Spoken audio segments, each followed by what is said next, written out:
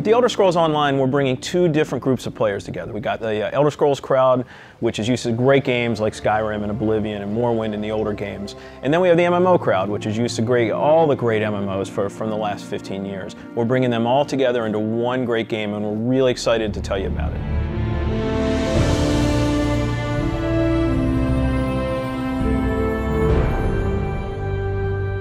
Elder Scrolls Online, everything you need to know about it is right in the name. It's Elder Scrolls, but it's online. And when the team set out, they wanted to create strategic real-time combat. We wanted to create a lot of world immersion. We wanted to create a landscape that was rewarded exploration. But all of that had to be brought together with really great social systems. So Elder Scrolls Online, it's set 1,000 years before Skyrim. And not only is it 1,000 years before Skyrim, but it draws on all the legends and everything that you've read about in the books that you find in Elder Scrolls games. So we've got 20 years of lore to draw upon. We made sure that Morrowind, Cyrodiil, and Skyrim feel like they do in Elder Scrolls 3, 4, and 5. The art style is right in line with those titles. Now you can explore all of Tamriel. You can return to places that you've seen before, and you can explore new places that you've never been.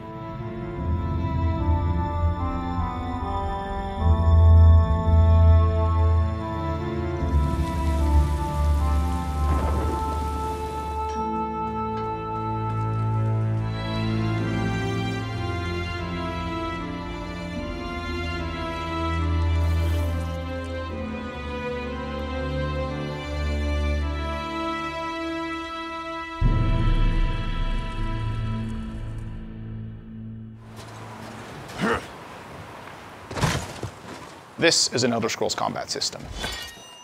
Moving your mouse will make you look around and aim your weapon. You can tap your left click to attack, hold it to power, hold your right click to block, and of course, sprinting, crouching, and sneaking around play a role.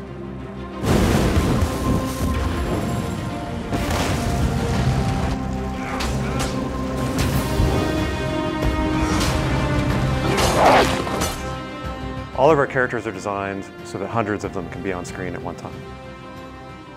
You're going to have lots of customization options to make your character look unique. You'll find Dwarven armors, Daedric armors, Elven armors, basically all the types of armor styles and customization options that you expect from an Elder Scrolls game and the Elder Scrolls lore. By far the worst experience of any online game is at its launch, when you're trying to find your friends, you can't find people, you create a character on one shard, and then you find out everyone else is on another shard, and you have to move. That experience is not good. So we are not going to have shards. We have a technology we call Mega Server, where all players are on one server. So all your friends are right there, you just create a character, you click play, and you go. The game is smart about where to put you. It puts you in game spaces with your friends, with your guildmates. It's a way to be connected with everyone, and the game figures out where to put you.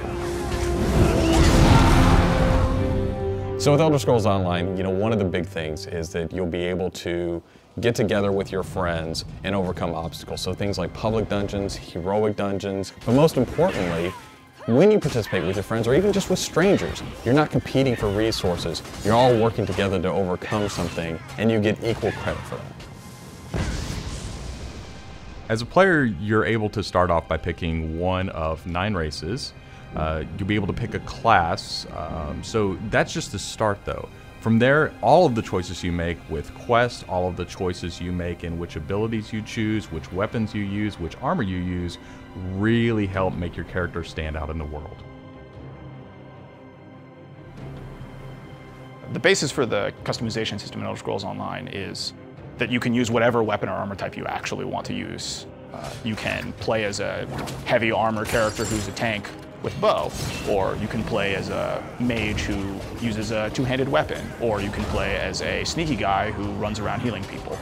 The combination that you selected out of what armor type you use, what weapon type you use, and what class you use really creates a unique character experience for you.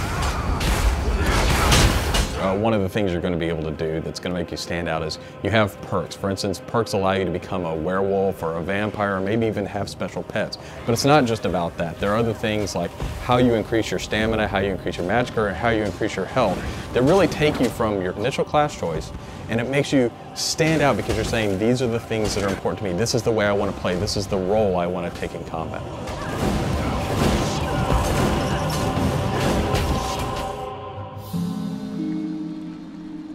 Questing in Elder Scrolls Online was built around a pretty simple concept, and that was that we wanted the player to explore. And we wanted, when the player explored, for them to be able to see something around a corner and say, oh, well, I was on this quest, but now I see something over there that's really interesting. And so they had this decision point of, which thing do I do next? And that's really where we want the player to go. It's not what do I do next, it's which one of these things do I do next. The way a player finds quests in our game is really through exploration. As they wander around the world, we have an on-screen compass, and that really points out the areas of opportunity or points of interest to the player. When the player finds a point of interest in the world, this is really where all of our story content is. And they're an opportunity for the player to make a change in the world. And a really good example of that is there's a werewolf invasion. When the player gets there, they fend off the werewolf invasion, they save the town, and every time you come back to that village, you'll be remembered and thanked by the villagers. The werewolves will be gone just like you would have in Oblivion as the hero of Clutch. Once you hit level 50, that's really where the game opens up. At this point, you're going into Cyrodiil to PvP, or you're deciding you want to go on a heroic raid with your guild and your friends, or maybe you might go into an adventure zone, which is our way of getting you into a zone where you can play solo, you can play with a small group, or you can play with a really large group to overcome obstacles.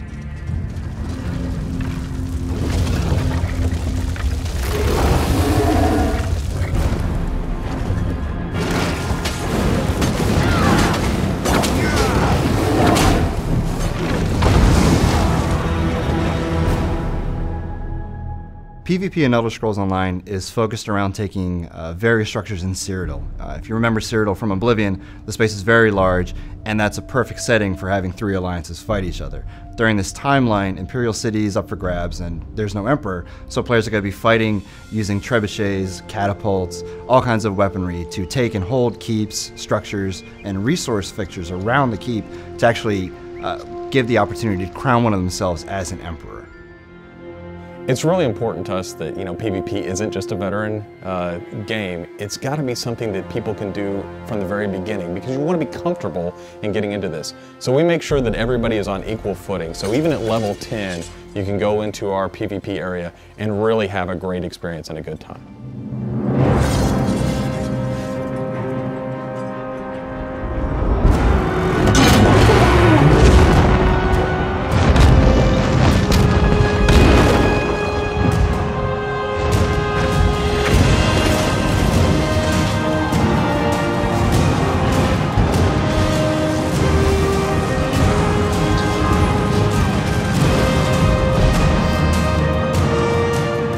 With a game the size of the Elder Scrolls Online, it's really hard to, in one demo, one presentation, one video, to list everything about the game.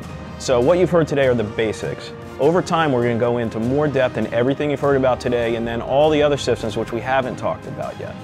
All these elements are going to come together and make Elder Scrolls Online the next great online RPG.